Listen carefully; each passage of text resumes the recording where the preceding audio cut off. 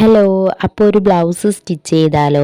ഞാനൊരു സാരി വാങ്ങിയിട്ടുണ്ടായിരുന്നു. ആ സാരിയുടെ തന്നെ വിത്ത് ബ്ലൗസ് കട്ട് ചെയ്തെടുത്തിട്ടാണ് ബ്ലൗസ് സ്റ്റിച്ച് ചെയ്യുന്നത്. ലൈനിങ്ങും കൂടെ അറ്റാച്ച് ചെയ്ത് കൊടുത്തിട്ടുണ്ട്.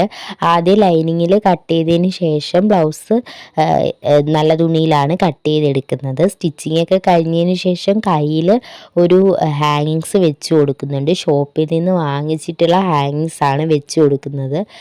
മറ്റേത് വെക്കാനുള്ള ടൈം ഇല്ലായിരുന്നു.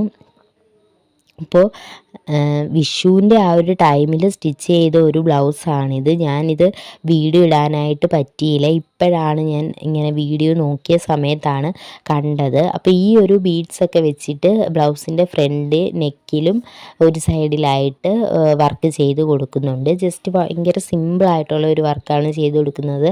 അധികം ടൈമൊന്നും ഇല്ലായിരുന്നു. അപ്പോൾ പെട്ടെന്നായിരുന്നു ഒന്ന് ചെയ്തിട്ടുണ്ടായിരുന്നത്. ഇപ്പോഴാണ് വീഡിയോ ഇടാനായിട്ട് പറ്റിയത്. എങ്ങനെയുണ്ടെന്ന് കമൻറ്റ് ചെയ്ത് പറയുക. അന്ന് അമ്പലത്തിൽ പോയിട്ടുണ്ടായിരുന്ന കുറച്ച് ഫോട്ടോസും കൂടെ ആഡ് ചെയ്ത് കൊടുക്കുന്നുണ്ട്. പക്ഷെ അതിൽ ഈ ഒരു വർക്കൊന്നും കാണാനായിട്ട് പറ്റുന്നില്ല. അപ്പോൾ എങ്ങനെ ഉണ്ടെന്നൊക്കെ നിങ്ങളുടെ അഭിപ്രായങ്ങൾ കമൻറ്റ് ചെയ്ത് പറയുക.